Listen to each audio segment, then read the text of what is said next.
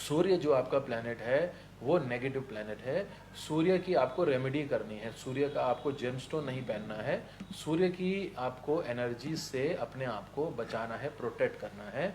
तो आप अगर किसी अच्छे पंडित आपके नॉलेज में हो, कुछ अच्छे वैदिक पंडित, ब्राह्मण पंडित आपके नॉलेज में हो, जिनको प्रॉपर पाठ और यज्ञ करना आता है प्रॉपर वैदिक रिचुअल्स के हिसाब से, तो आप उनसे अपना सबसे पहला काम कराएं कि आप सूर्य शांति पाठ और सूर्य शांति यज्ञ कराएं। यज्ञ और पाठ एक बहुत ही स्ट्रॉन्ग रेमेडी होती है जो बहुत जल्दी हमें रिलीफ देती है और बहुत अच्छा रिलीफ देती है नेगेटिव प्लैनेट के प्रभाव से।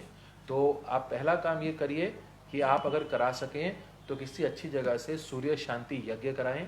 आप हमें भी कांटेक्ट कर सकते हैं, प्योर वैदिक सेंटर पे हम लोग सारे पाठ और यज्ञ मोस्ट ऑथेंटिक तरीके से करते हैं। लाइव हम लोग वो यज्ञ और पाठ कराते हैं। अब बहुत ऑथेंटिक ब्राह्मण वैदिक पंडित्स का टीम है हमारे पास, जिनसे हम लोग ये शांति पाठ और यज्ञ कराते हैं।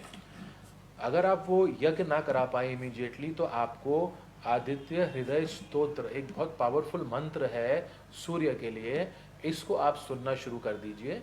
और सूर्य के वैदिक मंत्रों का अगर आप कर सकें तो आप 1 माला या 2 माला आप डेली चैंट करना शुरू कर दें।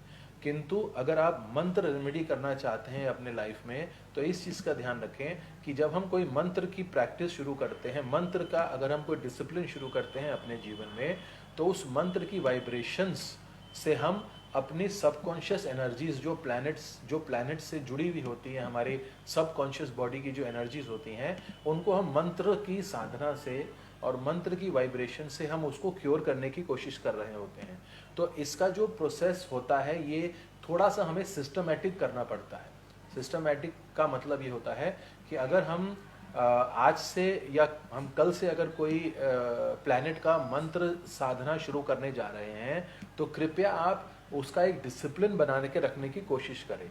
यानी कि अगर एक दिन में आपने 1 माला से शुरू किया है, तो अगले दिन भी आप 1 माला करें, तीसरे दिन भी आप 1 माला करें, और 40 दिन का इसका हमें एक रूटीन बनाना चाहिए। 40 डेज आपको कोशिश करनी है कि ये डिसिप्लिन टूटे नहीं। और इसमें ऐसा नहीं करना चाहिए, एक दिन अगर हमारे पास टाइम कम है तो हम लोगों ने 1 माला करी, अगले दिन अगर हमारे पास ज़्यादा टाइम है तो हमने एकदम से 4 माला का जाप कर लेंगे, और फिर हम 2-3 दिन टाइम नहीं है तो हमने माला नहीं करी। इस रूटीन से मंत्र चैंटिंग नहीं करनी चाहिए।